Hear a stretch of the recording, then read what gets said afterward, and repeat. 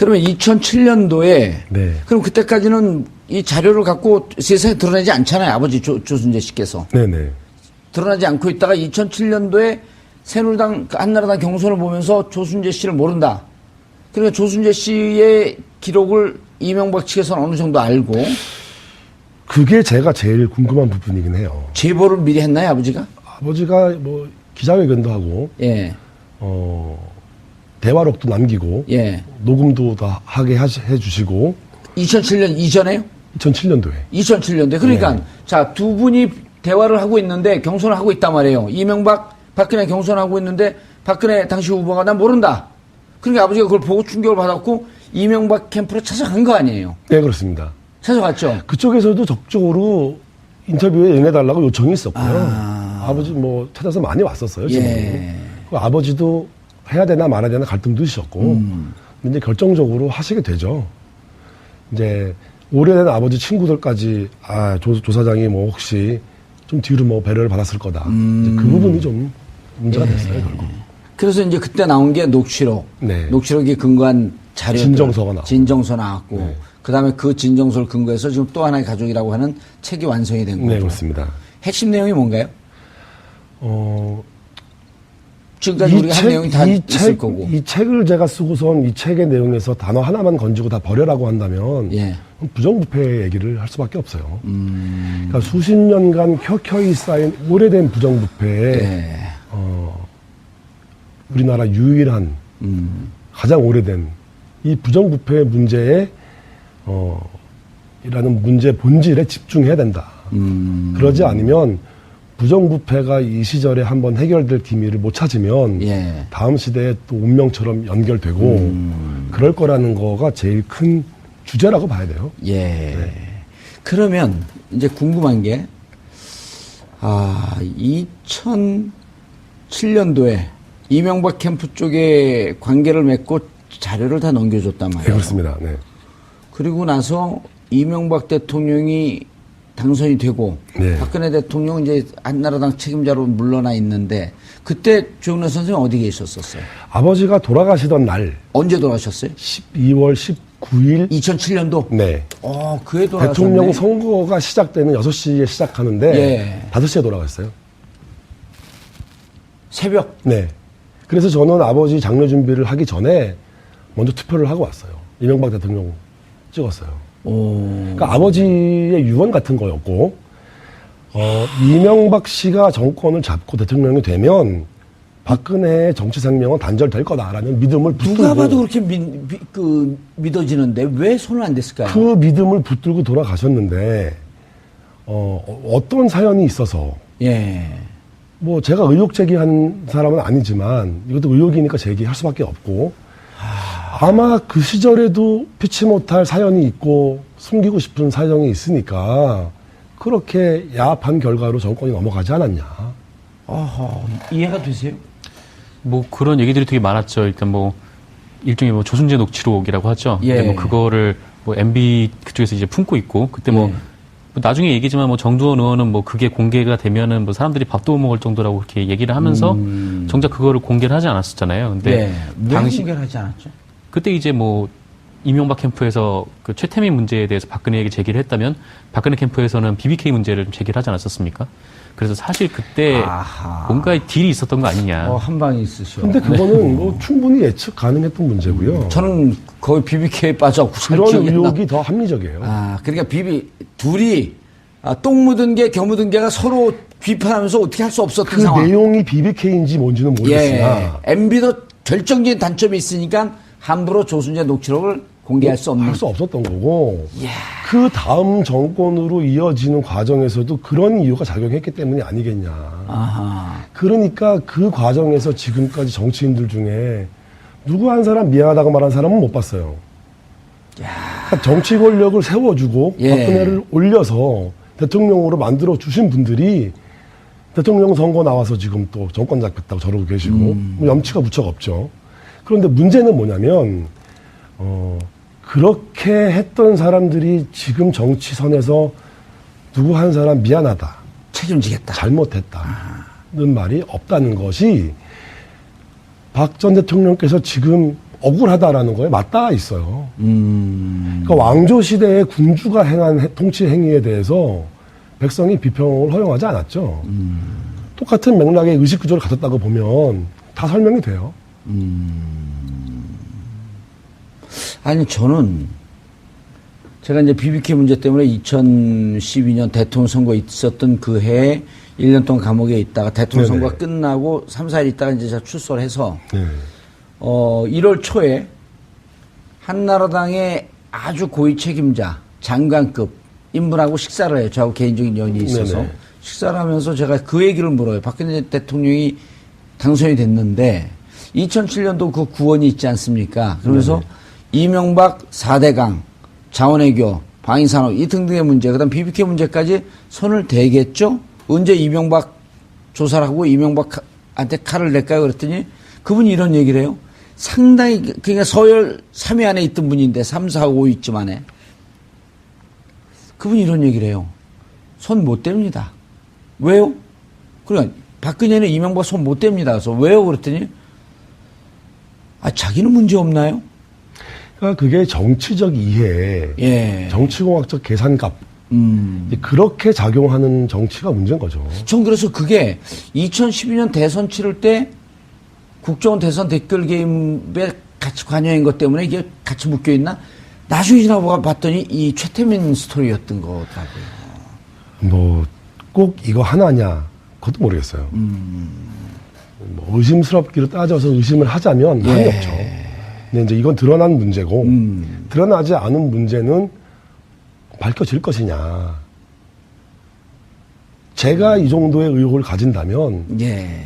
뭐 이 방송을 보는 시청자는 더 의혹이 크지 않을까요? 그렇죠. 이렇게 이미 40년 전부터 밝혀질 듯 하면서 덮이고 여기까지 왔는데. 네, 그렇습니다. 지금 심정은 어떠세요? 이제 탄핵 예측도 못 하셨잖아요. 탄핵 예측 못했어요. 감옥 갈 것도 예측 못 하셨잖아요. 못했어요. 마르고 닳도록 대통령하고 정권 계속 갈 줄 알았잖아요. 어느 수준에서 봉합될 줄 알았어요. 넘어갈 줄 알았어요. 그런데 이제는 예기치 않은 상황이 터진 거예요. 그렇죠. 근데 이제 여기서 중요한 점은 이거예요. 예. 탄핵이 10번 된다고 하고, 뭐, 대통령이 뭐 구속을 10명이 돼도 부정부패 문제가 해결되냐? 해결할 수 있냐?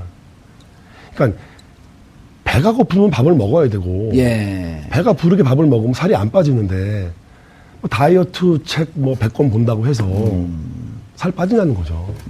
그러니까 부정부패를 안 하려면 돈을 안 주고 안 받아야 되는데, 예. 그 의지가 없다면 탄핵 사태와 무관한 거죠. 예. 돌발 주문이 책하고는 무관하겠지만. 네네. 지금 한간에 이제 몇몇 기자들, 몇몇 정치인들이 최순실 씨가 은닉해 놨을 것으로 추정되는 네네. 해외 재산을 찾는다 그러면서 막 돌아다녀요. 제가 그래서 안민석 의원님하고 얘기를 해봤는데, 예. 이분이 국회의원 4선이신데, 예. 뭐 미국 가서 뭐 찾으러 다니시고, 예. 독일을 몇 번씩 가시고, 예.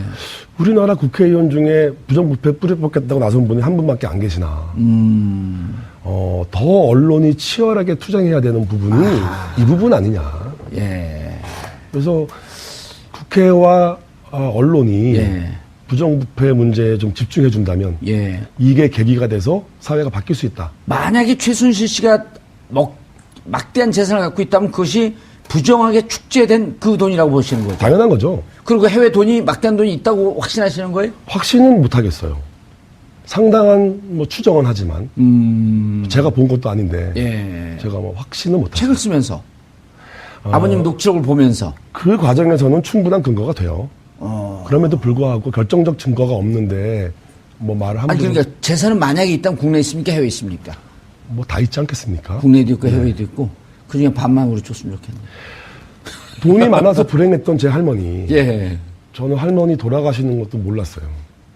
그러니까 돈이 없었던 할머니라면 손자가 임종을 지키는 평화로운 죽음을 맞았겠는데 돈이 그 많아서 돈 때문에 가족은 해체됐다. 그렇죠. 네. 지금 어디 살고 계세요? 서울에 살고 있습니다. 서울에 사업도 서울에. 아니요, 전 뭐 회사를 이번에 사퇴 때가 퇴사했어요. 퇴사하시고. 홍콩에서 근무하다가 예.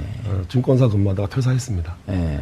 그래서 좀 더 부정부패와 사회 문제에 대한 책을 좀 더 치열하게 한번 써봐야겠다. 그런 생각으로 다음 거 쓰고 있습니다. 예. 지금 박근혜 전 대통령이 구속됐단 말이에요. 네. 그리고 지금도 계속 혐의를 부인하는데, 네네네.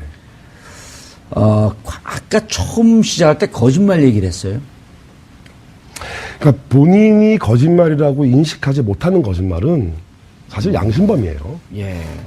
확신범이죠, 확신범, 일종의. 양심에 꺼리낌은 없다는 얘기니까. 어허. 이런 면에서 볼 수도 있어요. 맥락이 좀 다르지만, 대통령을 세워드린 집권 여당 출신의 정치인들이 아무도 미안하다 그러지 않고, 예. 지금 정치에서 또 선거에 나오잖아요. 예. 차라리 아직까지 박사모 진박으로 남아 계신 정치인들이 더 양심적인 분들이세요. 최소한 기회주의는 아니잖아요. 그러니까 지금 와서 박근혜 대통령을 많은 비난을 했어요. 예. 자기들이 세워놓고도 자기들이 비난을 했어요. 근데 그분들은 초지일관이니까 어떤 면에서는 뭐 그런 면도. 정 기자님 궁금한 거 없어요? 궁금한 게 뭔가 있을 것 같아. 벼랑하네. 사실 이게 뭐 개인적인 함이긴 한데 아직 뭐 지금 뭐 공개된 녹취록에 대한 부분들은 있는 거잖아요. 근데 네네. 뭐 사실 그때 뭐 언론인 두 분과 인터뷰를 했다는데 그때 녹취를 끄고 나서 했던 얘기들이 훨씬 더 그 듣는 충격적이다. 사람들에게 충격적이었다. 뭐 이런 얘기들이 있었는데 근데 그게 사실은 정동원 의원님하고도 이제 전 의원님하고도 얘기를 해봤는데 부인하세요. 그러니까 녹취를 끄고 한 녹취가 따로 있지는 않다라고 하셨고. 아, 정도원 의원도 녹취를 하신 분인가요? 아니요. 언론인 두 분이 하셨어요. 그 중에 한 분은 아버지 친구셨고. 예. 근데 이제 그 친구분도 뭐 물론 뭐 아버지를 잘 모른다고 부인을 하셨죠. 그러니까 다 부인당하는 슬픔은 어허. 뭐 아버지는 가지고 계셨어요. 근데 이제 아까 그 기자님께서 질문하신 부분으로 이제 돌아가서 예. 보면 조금 더 많이 슬픈 거죠. 임선희 씨, 즉 할머니가 국정농단의 몸통이다 이런 표현도 쓰셨단 말이에요. 네네 그렇습니다. 어떤 의미죠? 할머니 임선희가 안 계셨더라면 예. 최 씨 일가가 가족으로 구성되거나 유지되지 않았을 거예요. 그러니까 가족으로서의 결속력, 카리스마, 뭐 장악력, 예. 뭐 추진력 이런 것들로 해서 할머니 임선희가 중심이 돼서 집안이 유지가 돼요. 최 씨 일가가. 그것을 아까 이제 탐욕이라고 하는 표현으로 또 썼었고. 네네네. 지금 박근혜 대통령은 어떻게 해야 됩니까? 최소한 국민에게 미안함을 좀 아셔야 되죠. 이게, 너무 염치가 없으세요. 못 알지 않을까요? 미안함을 한마디 해줘야 되는데, 예. 그 염치라는 거에 그 치자가 제가 저번에도 말씀드렸는데, 그 한자로 귀자에 마음심자를 붙여서 쓰거든요. 그러니까 귀에 들리는 소리가 마음에 닿지 않으시는 거예요. 아하. 그러니까 염치가 있을 수가 없어요. 그 염치가 없으면 처벌을 받아야 되나요?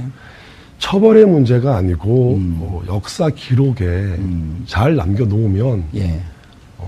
뭐 이제 뭐 영화 드라마도 나올 거고 역사가 이거를 충분히 판단할 수 있는 자료를 남겨놓는 것, 예. 최대한 진실에 가까운 것을 남기는 것, 그게 우리가 해야 될 일이죠. 그래서 우리 조영래 선생님은 또 하나의 가족이라고 하는 책을 통해서 역사의 기록으로 남기겠다. 네 그렇습니다. 예. 알겠습니다. 최태민, 그리고 박근혜 대통령의 전체 농단 사태의 원초가 되었던 그 역사의 기록을 남기신 또 하나의 가족 기록한 조영래 선생님 모시고 말씀 나눠봤습니다. 박근혜 전 대통령에 대한 검찰의 조사가 시작됐고 김기춘, 조윤선에 대한 재판이 시작됐습니다. 모두 부인으로 일관하는 전략을 세운 것으로 보입니다. 국회 탄핵소추안 가결, 헌재의 파면 결정, 그리고 법원의 구속영장 발부. 박근혜 전 대통령은 3단계 검증 과정을 하나도 빠져나가지 못했습니다. 그리고 그 검증을 담당한 사람들은 모두 자신의 직권하에서 자신이 임명했던 사람들입니다. 증거에 기초한 심리는 차치하고서라도 스스로 임명했던 사람들이 박 전 대통령에게 누명을 씌워야 할 이유가 있을 것이라는 점을 받아들일 국민들은 거의 없습니다. 혐의를 벗고 감옥에서 나오고 싶은 인간의 심정이야 이해 못하는 바는 아니지만 자연인 박근혜, 김기춘, 조윤선 이전에 국가 최고 책임자의 위치에서 국정을 담당했던 사람들입니다. 그 시간 동안 고통을 받았던 국민들, 나라가 이 모양으로 침몰하고 있는 상황을 만들었던 것에 대해 솔직한 심정으로 사과하는 모습을 보고 싶은 것은 결코 무리일 것인가 하는 심정입니다. 4월 6일 목요일 정봉주의 품격시대 마치겠습니다. 감사합니다.